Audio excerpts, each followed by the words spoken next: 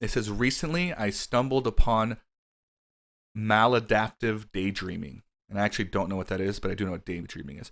I've been thinking about it and I might have it. I've been quite lonely in the past year, felt more distant from my friends, and I just started daydreaming. I created characters or used some for shows.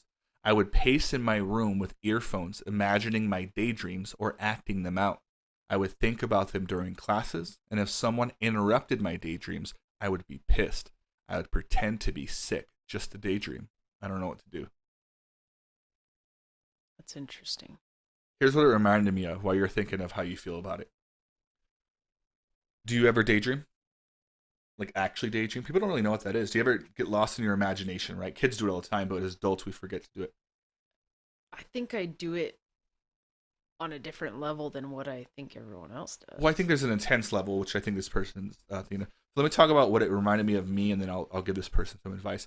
It reminded me a lot when I was younger, and I think, which is the part of the advice I would give this person, has a lot to do with trauma. People that are traumatized tend to live in an alternate universe, and it usually starts with daydreaming. This is actual like medical facts that I've heard working in the field that I'm in. This is usually how it starts. It starts off with daydream, and I could easily see this happening to me when I was a kid, and then eventually turns into imaginary friends, alternate universes, possible schizophrenia, borderline personality disorder, whatever it turns into. And so when I was a kid, I used to imagine. Not, I never had an imaginary friend, but I used to daydream a lot. I lived in a room that was a white room. I talked about this on the one with Colin. A white room. That was it. No posters or anything. Just a bed, broken box spring, no stuff. So I would imagine a lot. I would like in my room. I could imagine junk food, like junk food that I maybe had eaten a long time ago or something. I would imagine what it tastes like. I would imagine how I would eat it, where I would be at, and I would sit there and I would imagine like hot Cheetos with cheese. Because I never had money to get that, but maybe someone gave me some of theirs once.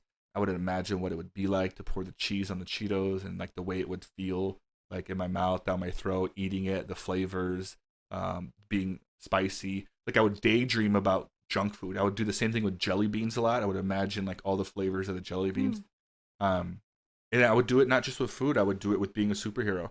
Like I thought like it'd be cool if I had superpowers, and I play out that story. And I thought like all this stuff, and I would daydream all the time about stuff to the point where I was excited to do it. When I was at school, this person's saying they're at school and people were bothering them. I Yeah. relate to that because I never did it at school, but I remember at school being like, I can't wait to get home to go to my room so I could just be in my own world, and it's super unhealthy.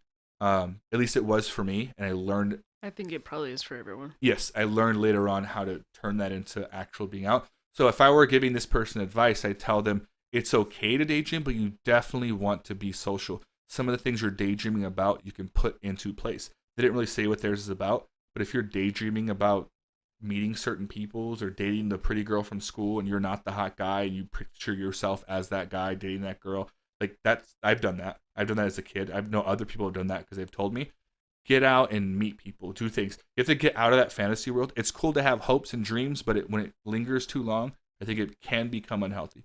So I Hmm. would tell this person have an imagination because in my place it was better than the reality I was in. It was an escape from this terrible world I was in. But you have to have some grasp on the world that you're in, and you have to make some change for it to be better. So it sounds like this person had some trauma, and I would tell them to talk to someone about it, preferably someone that's not your same age, someone that's older and can understand what you're saying. That would be my advice to this person. But I also think it's normal, and I understand, and I think there is a benefit to it, but it could definitely turn into something unhealthy. Same way as eating junk food isn't crazy for you unless you binge eat junk food your whole life, and then you become this overweight person trying to figure out how to get back to that person, right? Hmm. It doesn't feel bad when you eat one snack cake, but when you eat 10 a day for 10 years, it feels pretty bad. So if this person keeps it up, they're going to end up in a bad place. So that would be my advice to them. That's what it made me feel like when I read it. I was like, oh, Jesus, I can kind of relate to that. Yeah. What are your thoughts? My thing is the fact that he or she is writing this, they already see it as a potential issue. So what I would do is obviously they're looking for advice. They're looking for someone to help them, or I mean they're just confessing stuff. So but Mm-hmm. they're obviously searching for help. So my thing would be to say, hey, turn it into something constructive.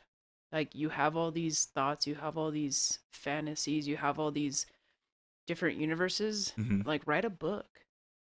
It's actually a great idea. Do something Like and a fiction novel, right? yeah, put Yeah. it down into words so that other people can live it and other people can see what you're thinking about, Hmm. so that when you are around people and you're in your own you're in public spaces and you're in social gatherings or whatever, then you can be present. And then you can always be thinking like, oh, but I can't wait to get home so I can continue writing this book. That's actually probably the greatest idea I think anyone could ever have. That's so smart. I feel like Stephen King that writes these weird stories. That's literally what he's doing. He has these sick thoughts in his head, Mm-hmm. but he just turns them into novels, and he's just a regular guy that's super rich now. I think it's a great idea. I wish someone would have told me that when I was a kid. I feel like some of my weird thoughts would have made for like really cool like thriller novels or something. Yeah, that's my thing. No, that was a really good idea. That's my idea, to get it like so you don't have to get rid of it, because it's obviously bringing them a lot of joy Mm-hmm. and it makes them really happy to the point where they're frustrated when people break them out of it. Yeah. So have a set time where you can only do it for like 2 hours a day or whatever, but you just have your time to yourself and you can do whatever, and you can write down everything that you're seeing. Even everything if it's you're thinking. half the time I think about it. If I'm daydreaming for 2, that I need to write for 1 hour. Yeah, but I think it's longer than that they're daydreaming. Probably. Like it's Which literally like they're probably doing horribly in school because of it.